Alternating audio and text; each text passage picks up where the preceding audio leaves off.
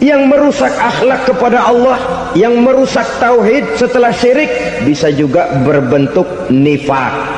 Nifak itu sifatnya, orang yang punya sifat nifak disebut munafik. Asal katanya dari nafakun. Nafakun itu satu lubang yang punya dua muka, seperti goa, ada tempat masuk, ada tempat keluar. Maka munafik orang yang punya dua muka. Kalau bahasa kita, pandai bermain minyak di atas air, manis jika berhadapan, balik belakang lain bicara. Sehingga apa yang dinamakan nifak, kata Imam Ali Al-Jurjani dalam kitab ta'rifatnya, izharul imanu bil lisan wa kitmanul kufri bil qalbi. Menyatakan, menampakkan iman dengan lidahnya, tapi menyembunyikan kekafiran dalam hatinya. Dengan kata lain, lidahnya mah iman, hatinya mah kafir.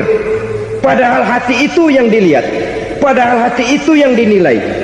Kenapa lidahnya mengaku iman? Ya mungkin karena kepepet, mungkin karena kepentingan, mungkin karena ingin mencari kelemahan orang, lalu dia pura-pura beriman, tapi sesungguhnya hatinya kufur.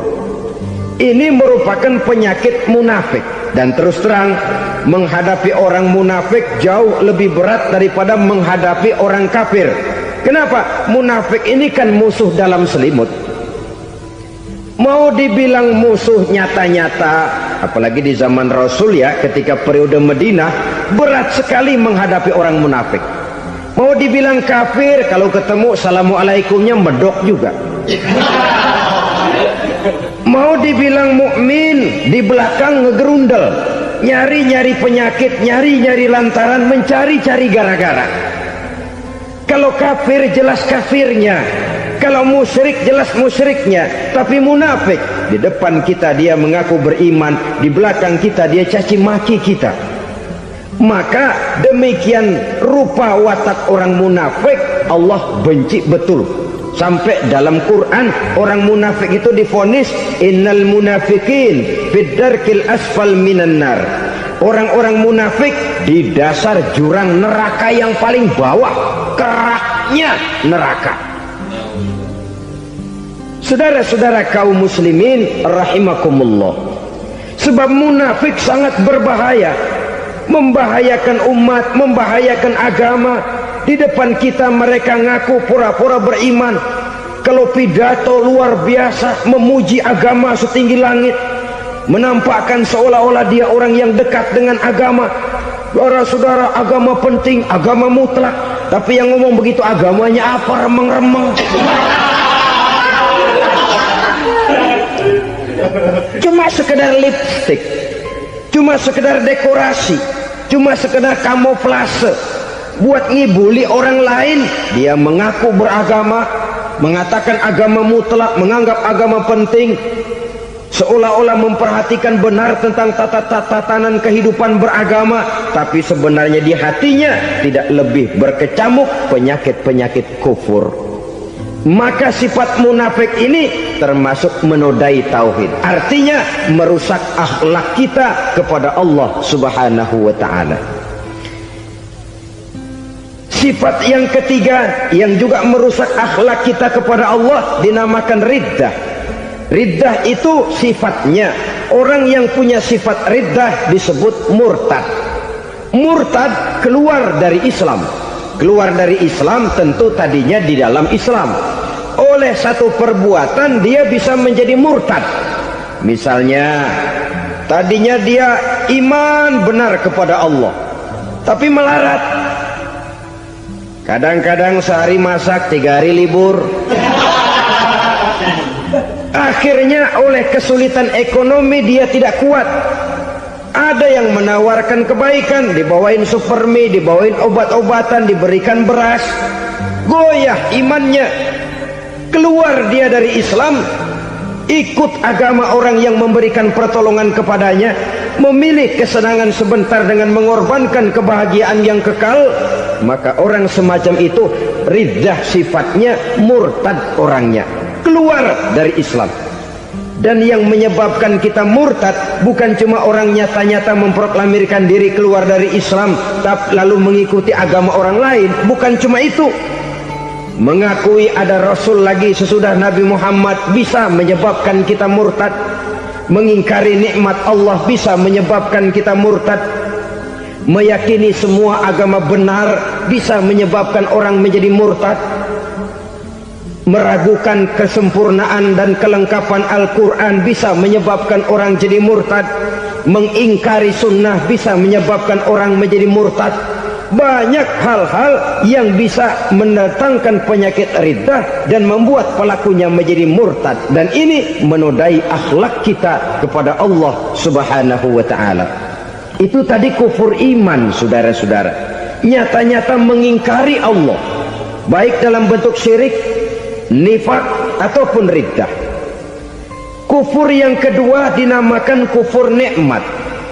Apa itu kufur nikmat?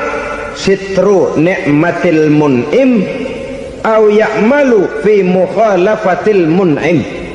Menutup-nutup nikmat Allah atau melakukan perbuatan yang menentang, bertentangan dengan kehendak yang memberikan nikmat. Jadi kufur nikmat pertama, nutup-nutupin Tuhan. Tuhan jalingin. Duit lu banyak amat, dari mana? Gua kerja. Lalu kerjanya nomor satu. Orang yang berakhlak kepada Allah, dia akan menjawab, kamu uangnya kok banyak, dari mana? Rizki dari Allah. Caranya, saya kerja. Kerja itu cara, rizki itu dari Allah datangnya. Bukankah di zaman sekarang kita sering terpeleset? Ini merupakan cerminan dari rapuhnya akhlak kita kepada Allah Subhanahu wa ta'ala. Karena usaha saya memang, karena saya peras keringat banting tulang, tentu. Tapi sadarkah kita bahwa sepanjang yang bisa kita lakukan cuma berusaha, peras keringat banting tulang? Soal rizki, soal jodoh, soal maut, kitakah yang mengatur? Kitakah yang menentukan? Subhanallah. Manusia sungguh tidak berdaya menghadapi tiga hal paling pokok ini. Rezeki, kita cuma bekerja. Kitakah yang menentukan? Tidak. Kita berusaha saja, rezeki belum pasti dapat.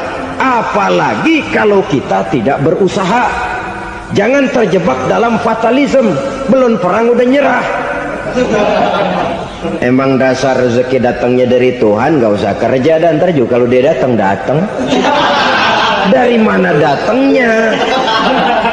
Kerja saja belum tentu dapat rezeki, apalagi kalau tidak kerja. Yang jelas usaha perlu kepastian, itu urusan Allah. Ini akhlak kepada Allah Subhanahu wa ta'ala. Jodoh juga begitu. Kita berusaha, kita berupaya, Allah menghendaki lain jadinya. Maut juga begitu. Siapa sih yang pengen ngadepi maut? Siapa sih yang pengen mati? Siapa sih yang pengen ketemu malaikat Israel? Tidak seorang pun kalau ditanya, kecuali mereka yang putus asa ya. Kalau otaknya masih normal, mau mati mesti belakangan dulu dikit. Tapi yang satu itu, saudara, kalau dia sudah datang, tenaga mana yang bisa menolak? Kalau dia sudah berkunjung, kekuatan mana yang bisa menghindar? Kalau dia sudah ingin bertemu, kemana kita bisa melarikan diri? Manusia sepanjang yang dia lakukan hanya berusaha, tapi kepastian, ketentuan dari Allah Subhanahu wa ta'ala. Orang yang kufur nikmat, nutupin Allah. Dia merasa rezekinya adalah mutlak peras keringatnya, seolah-olah Allah nggak punya peranan apa-apa di situ. Oh, ini kan saya bisa rumah begini karena saya kerja keras. Oh, ini mobil saya begini, saya kerja keras. Peras keringat, banting tulang, keras.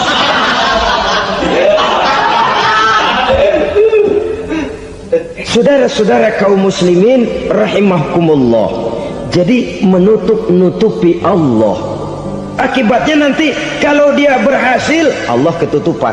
Kalau dia gagal, orang lain dicaci maki, dicari kambing hitam. Kambing hitam kan mahal. Karena orang sering cari-cari kambing hitam.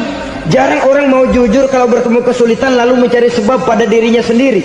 Yang paling enak ya nyalain orang. Lo begitu. Orang lain yang paling enak kita salahin. Au ya'malu fi mukhalafatil mun'im, atau dia melakukan sesuatu yang tidak sesuai dengan kehendak yang memberikannya nikmat. Diberikan kita tangan, mulut sih nggak berhenti, terima kasih Tuhan, alhamdulillah saya dikasih tangan. Cuma nih tangan enteng mat nabokin orang mulu. Itu sudah mukhalafatul mun'im, bertentangan dengan kehendak yang memberikan nikmat. Diberikan harta, mulutnya mah basah, terima kasih Tuhan, alhamdulillah dikasih harta, tapi pelitnya minta ampun, kikir koret medit. Ini juga termasuk kufur nikmat, mempergunakan suatu nikmat bertentangan dengan kehendak daripada yang memberikan nikmat itu sendiri.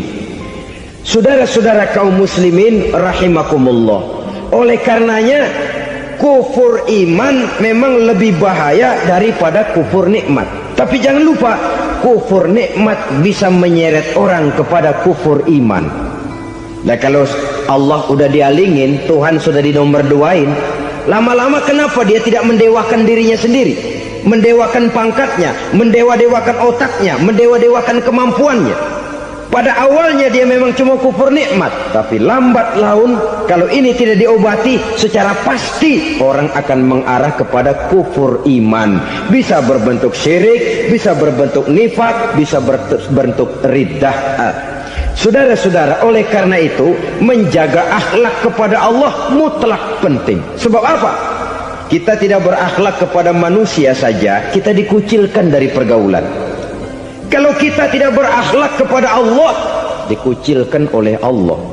Hadis qudsi menyatakan, man lam yashkur ala na'mai wa lam yasbir ala balai falyakhruj min tahtis samai falyatlub rabban siwaya. Kata Allah, siapa orang yang tidak mau bersyukur terhadap nikmat yang aku berikan kepadanya dan tidak mau sabar terhadap ujian yang aku berikan kepadanya, falyakhruj min tahtis samai, persilahkan saja keluar dari kolong langitku, waliyatlub rabban siwaya, tolong cari Tuhan lain selain daripada aku. Murka Allah, diusir, cuman gak kedengeran aja. Siapa yang tidak mau syukur terhadap nikmatku, siapa yang tidak mau sabar terhadap ujian yang aku berikan kepadanya, persilahkan keluar dari kolong langitku ini, cari Tuhan lain selain aku. Nah, langit Tuhan yang punya, Tuhan kita lawan, diusir dari kolong langit, mau pindah ke kolong mana?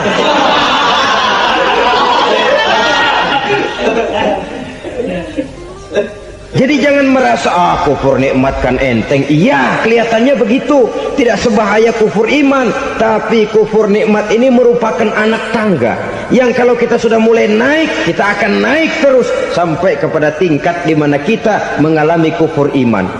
Kalau sudah ke sana, maka akhlak kita kepada Allah terkenalah erosi, terkena polusi, hancur akhlak kepada Allah, dan itulah sumber kesengsaraan abadi. Kalau cuma kita tidak berakhlak kepada manusia, barangkali resikonya cuma kehidupan di dunia ini. Mungkin juga ada kehidupan akhirat. Tapi kalau sudah tidak berakhlak kepada Allah, dunia akhirat kita rugi dan celaka. Maka pada kesempatan ini saya mengajak, marilah jaga baik-baik akhlak kita kepada Allah. Satu kali kita bertauhid, sampai mati kita bertauhid. Satu kali la ilaha illallah, jangan tergelincir lagi kita keluar daripada kalimat itu. Satu kali kita bertuhankan Allah, jangan bertuhan yang lain selain daripada Allah. Jangan sekutukan Allah, jangan samakan Allah dengan sesuatu, jangan mengangkat yang lain sama agungnya dengan Allah. Sebab dengan demikian kita seolah-olah sudah mengotori akhlak kita kepada Allah Subhanahu wa ta'ala. Saudara hadirin yang saya hormati, jadi oleh karenanya akhlak kita kepada Allah merupakan basis daripada kehidupan beragama. Kalau itu sudah mulai rapuh, mulai terkena erosi dan polusi, mulai rusak. Dikhawatirkan nanti nilai ibadah kita kepada Allah juga akan turut ambruk karenanya. Saudara-saudara kaum muslimin rahimakumullah, tugas yang kedua memperbaiki akhlak manusia kepada sesama manusia. Kita tahu Islam sesuai dengan namanya adalah agama damai. Maka akhlak manusia kepada sesama manusia menempati porsi yang penting dalam kehidupan beragama. Bagaimana seorang muslim bergaul, bertata krama terhadap sesama manusia. Mari kita lihat lebih jauh persoalannya. Untuk memudahkan pembicaraan dari kacamata agama, kita kelompokkan saja manusia itu dalam dua. Pertama yang seiman, dan yang kedua yang tidak seiman. Yang tidak seiman itu kita sebut saja kufur atau kafir. Nah, kepada yang kafir pun kita diajarkan untuk berakhlak, apalagi kepada yang memang nyata-nyata seiman, sekeyakinan, seakidah. Kemanapun Islam datang, ke negara manapun ia masuk, ia tidak menaburkan kerusakan.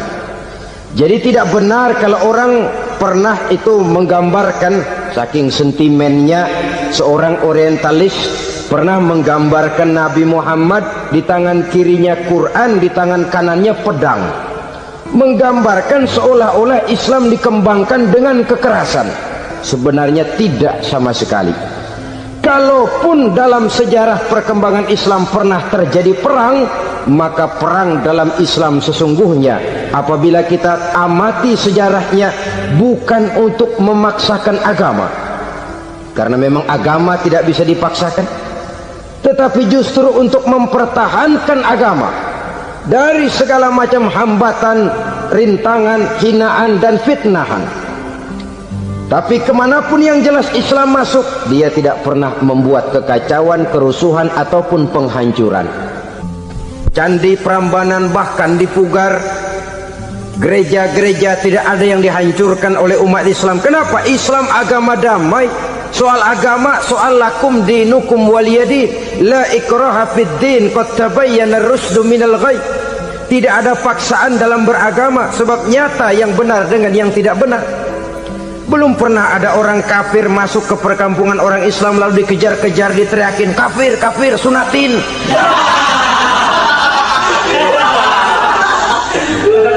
Belum pernah. Kenapa? Islam menghormati orang lain agama. Nah, yang kafir ini macam-macam, saudara. Ada kafir harbi. Nah, ini kafir kerok. Ini kafir yang nyata-nyata memproklamirkan permusuhan kepada umat Islam, nyata-nyata mengganggu ketenangan umat Islam. Kafir yang seperti ini yang boleh diperangi. Misalnya kita mau sembahyang Jumat dijagain, nggak boleh sembahyang Jumat, getok palanya. Kafir harbi artinya tantangan perang datang dari mereka, bukan kita yang mulai, mereka yang buka front.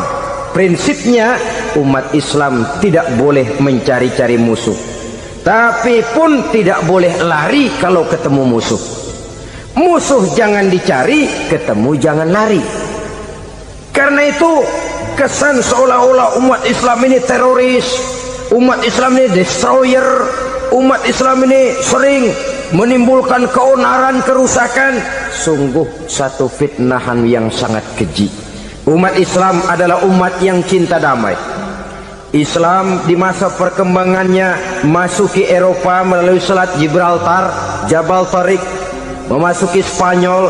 Islam tidak pernah meruntuhkan gereja, Islam tidak pernah membunuh orang-orang Nasrani. Bahkan Islam mewariskan peradaban dan kebudayaan yang begitu tinggi nilainya di bidang ilmu pengetahuan, sampai ketika itu Barat banyak mengkaji ilmu pengetahuan dari dunia Islam. Buku-buku berbahasa Arab diterjemahkan ke bahasa Yunani, dipelajari oleh para cendekiawan di negeri Barat sana. Mereka mengambil manfaat yang banyak dari masuknya Islam ke Eropa. Sementara gereja tetap berdiri dengan megahnya, kuil-kuil tempat peribadatan tidak satupun yang diusik-usik. Kenapa? Islam agama yang cinta damai. Asal dia tidak diganggu, asal kehormatannya tidak dihinakan. Jadi kafir harbi, kafir yang nyata-nyata nantang perang, ngajak berkelahi.